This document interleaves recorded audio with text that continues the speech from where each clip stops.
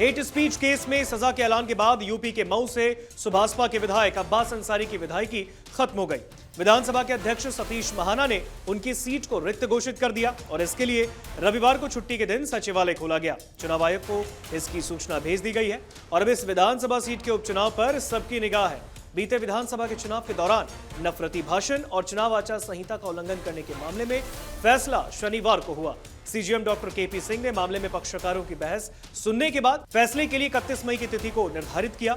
सुनवाई के बाद अदालत ने आचार संहिता के उल्लंघन के मामले में अब्बास अंसारी को दोषी करार देते हुए 2 साल की सजा सुनाई और इसके साथ ही अलग अलग धाराओं के तहत कुल 11 का जुर्माना भी लगाया गया। अब इस पूरे मामले पर अब प्रदेश में सियासी बयानबाजी का दौर शुरू हो चुका है। चलिए हम आपको एक के बाद एक बयान उत्तर प्रदेश के नेताओं की इस पूरे मामले पर सुनाते हैं। मुख्तार अंसारी के बेटे और विधायक अब्बास अंसारी को 2022 की नफरत फैलाने वाले भाषण मामले में 2 साल की सजा सुनाई गई है। उनकी सदस्यता पर देखिए, कोर्ट का फैसला आया है तो उस फैसले को चुनौती देने के लिए हाई कोर्ट और सुप्रीम कोर्ट खुला हुआ है, तो निश्चित है कि अपील की जाएगी।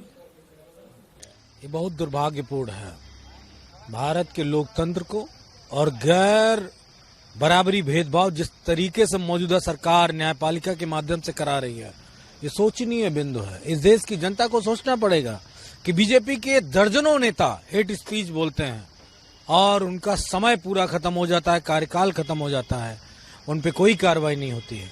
उन्हें ना तो जेल जाना पड़ता है, ना जमानत कराना पड़ता है, यहाँ तक कि मुकदमा भी नहीं लिखना पड़ता है। और अगर किसी विपक्ष के दल के किसी व्यक्ति ने चुनाव में कुछ कह दिया तो उस पर कार्रवाई हो जाती है। मैं इतना जानता हूँ कि आने वाले समय में बीजेपी के लोग रोएंगे। पहले तो उन्होंने सशर्त जो जमानत मिली थी, पता चला कि उसका खुद ही उल्लंघन किया उन्होंने, तो पहले तो जमानत निरस्त होनी चाहिए।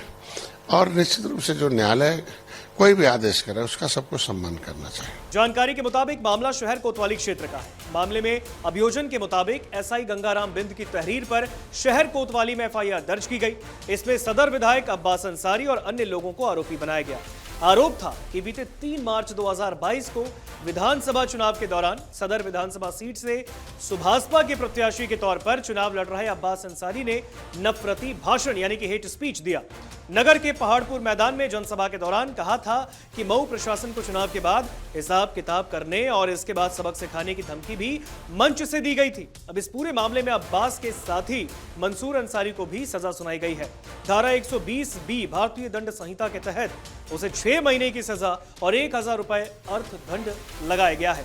अब कह सकते हैं कि मां आफसा अंसारी की फरारी, पिता मुख्तार अंसारी की मौत और अब भाई अब्बास अंसारी को सजा से उमर अंसारी के परिवार की मुश्किलें काफी बढ़ गई हैं। अब्बास की सीट खाली होने पर अब वहां पर उपचुनाव यानी कि बाई इलेक्शन जल्द ही होंगे। कहा जा रहा है कि अंसारी परिवार से उमर अंसारी के चुनाव लड़ने की भी संभावना है। पिता की मौत के बाद जिस तरीके से उमर अंसारी जनता के बीच जा रहे हैं, उनसे इस संभावनाओं को और बल मिल रहा है कि वो अपने भाई अब्बास अंसारी के जेल में होने के बाद भी उनके विधानसभा क्षेत्र की जनता से संपर्क में रहे। उमर अंसारी शुक्रवार को कोर्ट में भी विधायक अब्बास अंसारी के साथ दिखे और वक्त वक्त पर उनके कानों में बोलते हुए भी देखे गए। हालांकि परिवार के करीबियों की माने तो अभी कोर्ट के आदेश के खिलाफ हाईकोर्ट जाने की तैयारी में परिवार लगा है, क्योंकि इसके पहले भी गाजीपुर में उनके चाचा अफजाल अंसारी की लोकसभा की सदस्यता खतरे में आई थी, लेकिन कोर्ट से उन्हें राहत मिली थी। हेट स्पीच केस में सजा के ऐलान के बाद यूपी के मऊ से सुभाषपा के विधायक अब्बास अंसारी की विधायकी तो खत्म हो गई है। विधानसभा के अध्यक्ष सतीश महाना ने उनकी सीट को रिक्त घोषित कर दिया और इसके लिए ही रविवार को छुट्टी के दिन सचिवालय खोला गया था। अब चुनाव आयोग को इसकी जानकारी दे दी गई है।